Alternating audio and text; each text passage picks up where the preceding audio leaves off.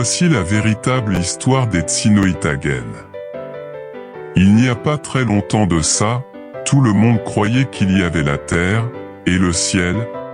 Les Tsinnohitagen pensaient que ce n'était pas si simple. Ils avaient découvert que la terre n'était pas ronde, ni plate d'ailleurs. Bref, la terre n'était pas ce qu'on croyait. Car, selon la théorie des Tsinnohitagen, ce qui s'était passé avant n'avait jamais eu lieu, de sorte que ce qui se passe maintenant ne pouvait pas exister non plus, et de même pour ce qui allait nous arriver ensuite, mais en pire. À force de nier l'évidence, ils avaient fini par convaincre leur entourage qu'il n'existait pas non plus. C'est pourquoi on ne les voyait pas. Ni à gauche de la planète, ni à droite. La Terre n'existait pas. Ce qui faisait que la mer n'avait pas de véritable fond. Une mer sans fond finirait fatalement par se vider, ce qui ferait qu'il n'y aurait plus de mer non plus.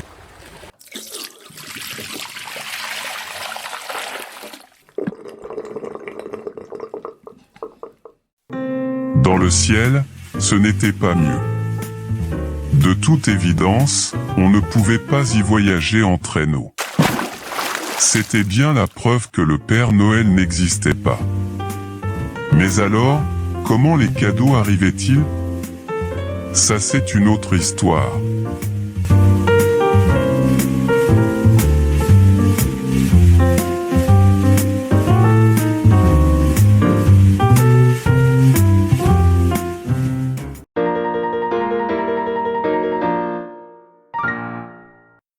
Les Tsinnohitagen avaient découvert que le Père Noël n'existait pas. Mais ils ne savaient pas d'où provenaient les cadeaux, et comment ils arrivaient au pied du sapin. C'est là qu'interviennent les Tsittolponk. Ce sont de lointains cousins des Tsinnohitagen, mais en plus visibles, bien que difficilement identifiables car ils se cachent derrière des masques. Il y a des Tsittolponk de différentes sortes. Des Tsittolponk de carnaval,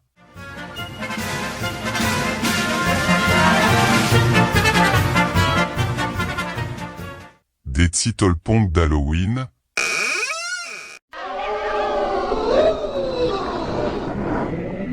des Tsittolponk de théâtre,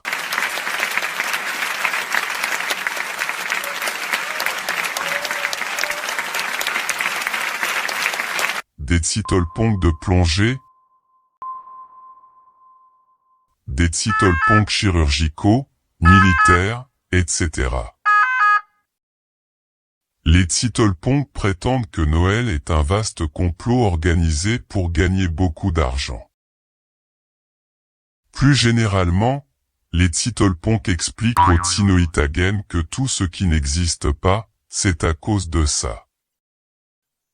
Et inversement, tout ce qui existe vraiment, est tenu secret par ceux qui s'en servent à leur profit dans leur funeste complot diabolique. Comme c'est confidentiel, on n'en parle pas. Sinon, ça ne serait plus un secret. Imaginez les conséquences que ça pourrait avoir sur le climat de la planète, déjà que les experts ne sont pas d'accord sur tout. Le climat, justement, posait un problème. Mais ça, c'est une autre histoire.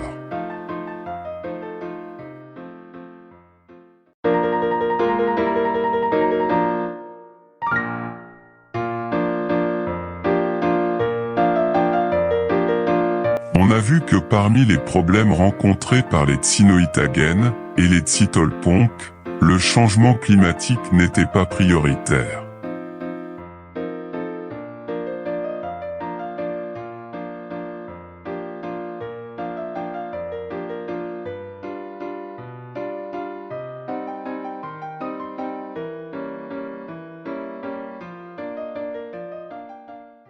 Pour les uns, ça n'existait pas. Pour les autres, c'était un complot de plus. En ce temps-là, la météo était une science exacte. Elle prévoyait exactement le temps qu'il ne ferait pas, de sorte qu'on savait à quoi s'en tenir avec certitude. On était prévenu régulièrement des catastrophes naturelles qui n'arriveraient pas, et les Tsinnoitagen avaient beau jeu de nier les risques.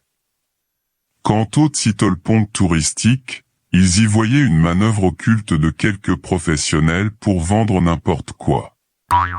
La période estivale étant propice à certains relâchements, ça marchait plutôt bien, et beaucoup en profitaient pour acheter tout ce qu'ils pouvaient. Mais il n'y avait pas de quoi en faire toute une histoire. Ça n'avait pas de conséquences graves, à part quelques excès alimentaires, bien entendu.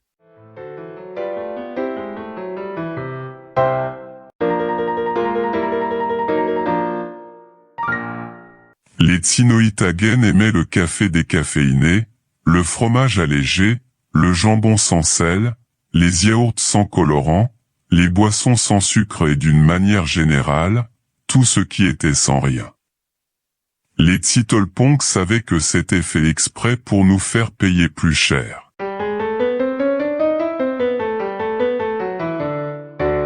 Comme on ne savait pas trop comment s'y prendre pour faire autrement, on fit savoir que c'était bon pour la santé.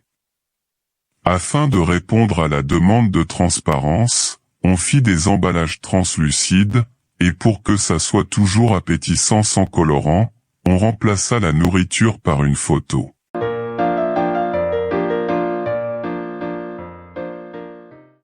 Accessoirement, ça permettait de supprimer l'élevage intensif et d'améliorer le bien-être animal. Beaucoup de consommateurs étaient devenus végétariens. Avec la disparition des élevages industriels et l'amélioration de la qualité, la viande vint à manquer, les prix à augmenter. Il n'y en aurait pas pour tout le monde. Les Tsittolpong tiraient la sonnette d'alarme. Les acheteurs faisaient des stocks par précaution. Il fallut organiser le rationnement. Mais de hauts responsables ayant bénéficié de passe-droit, ça fit scandale. Alors, pour faire partie des privilégiés, tout le monde voulait de la bonne viande. Comment faire? Ça ne plaisait pas aux agriculteurs qui manifestaient en ville contre cette pratique jugée déloyale. C'était embêtant, surtout dans les villes.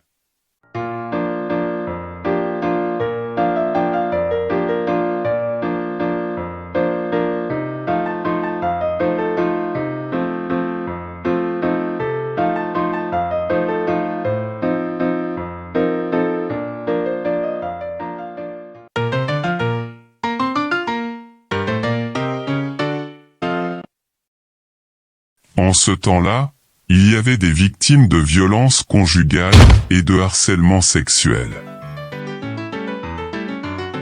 Bien qu'elles pouvaient dire ce qu'elles avaient subi, les victimes évitaient d'en parler, par crainte ou par pudeur, et quand elles dénonçaient leur bourreau, elles n'étaient pas toujours entendues.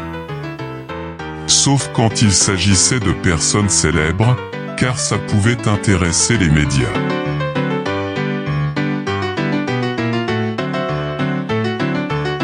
Pour les Tsittolpong, elle l'avait bien cherché et pour les Tsinnoitagen, il n'y avait pas de preuves.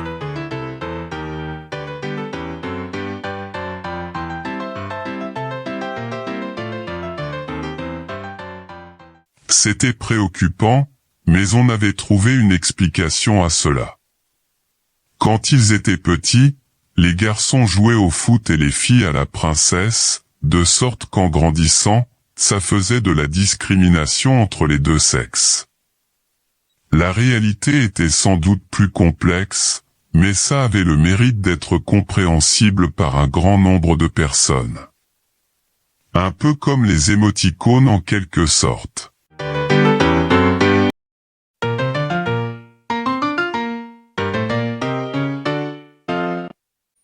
L'utilisation de pictogrammes s'était imposée dans notre environnement quotidien.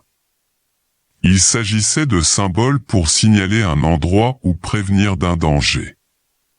C'étaient de petits dessins stylisés facilement reconnaissables par tout le monde. On se servait aussi de dessins dans le code de la route pour prévenir des dangers ou signifier une interdiction.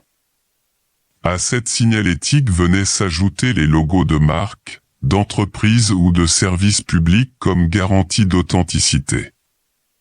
La démocratisation de l'informatique avait entraîné l'apparition de nombreux nouveaux icônes. Avec la grande distribution, on utilisait des pictogrammes de labels garantissant les qualités des produits. L'avantage de ces images stylisées, simples et standardisées, c'est d'être rapidement compréhensibles par tout le monde, y compris les analphabètes et les illettrés. De plus, ils n'ont pas besoin de traduction pour être compris par les étrangers.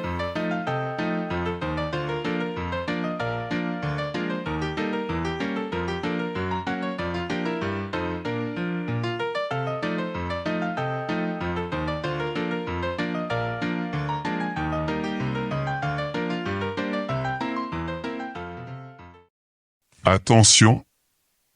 L'émoticône n'est pas un pictogramme comme les autres. Contrairement à un pictogramme de la signalétique qui remplace un texte, l'émoticône s'emploie comme un signe de ponctuation, à l'intérieur d'une phrase ou à la fin, pour exprimer un avis, un sentiment ou une émotion. Ça fonctionne comme un commentaire sur le propos du texte qui est rédigé.